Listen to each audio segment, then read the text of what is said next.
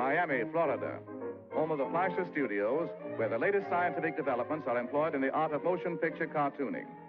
Leading experts are gathered in production conference on the famous cartoon, Popeye the Sailor Man. Hundreds of drawings comprising the results of their deliberations are arranged upon surrounding walls. The pictures representing highlights in the story's development are shifted around as department heads plan or change details of production.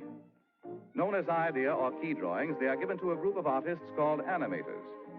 The animators further develop the idea by making additional sketches, each one of which bears a slight change in picture alignment and figure contour in order to depict a degree of progressed action. As there are hundreds of pictures to be animated, the routine drawings in between the key pictures are filled in by other artists who are called in-betweeners. If you've ever flipped the pages of a pad of pictures drawn in sequence, you have no doubt observed how the action creates the illusion of motion. From the in-betweeners, the pencil drawings pass on to the cartoon inkers. The inkers trace the sketches on squares of celluloid. For short, they are called cells. They provide the characters with an invisible support and facilitate their arrangement with other figures as well as backgrounds.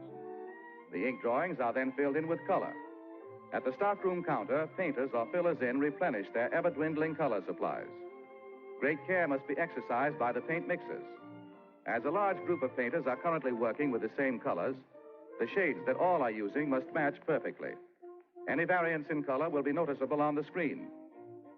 In filling in the outlines, the figures are reversed as the paint is applied, so the cells, when placed before the camera to be photographed, will present a smooth, glossy surface with no suggestion of paint or brush lines.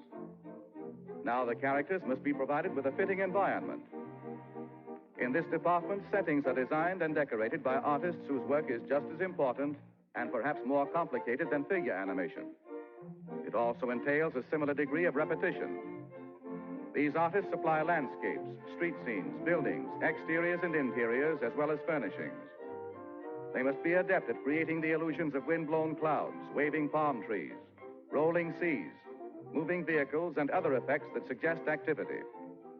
The character drawings are used to aid them in obtaining proper figure placement in relation to backgrounds, also to aid in creating perspective and scene composition when the celluloids are assembled before the camera.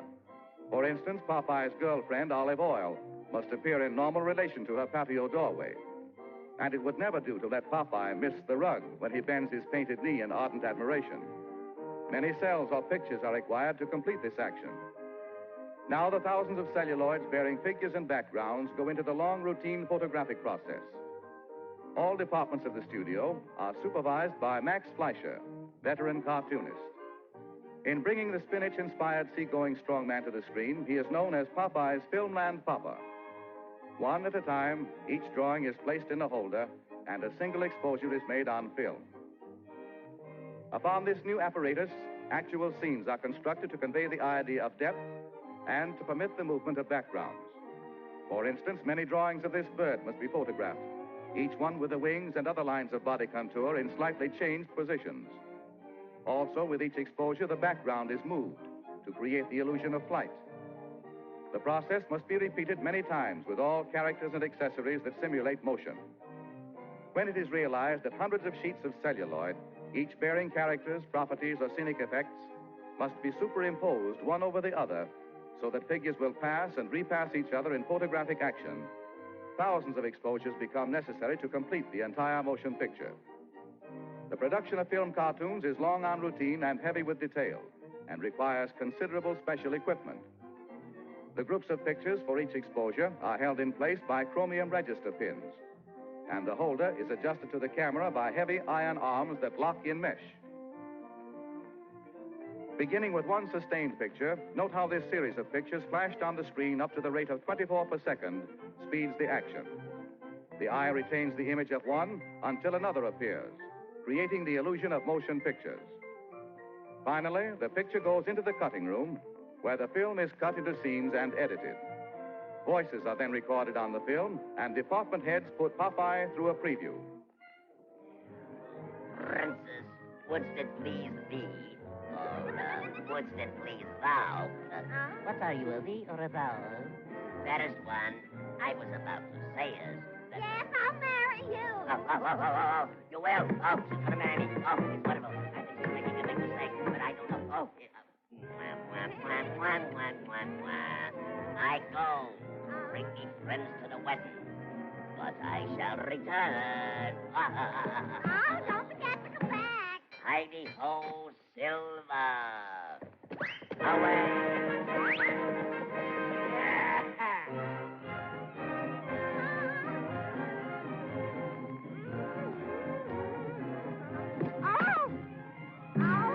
Thus, through popular science, an out-of-the-inkwell illusion becomes fantastic screen entertainment.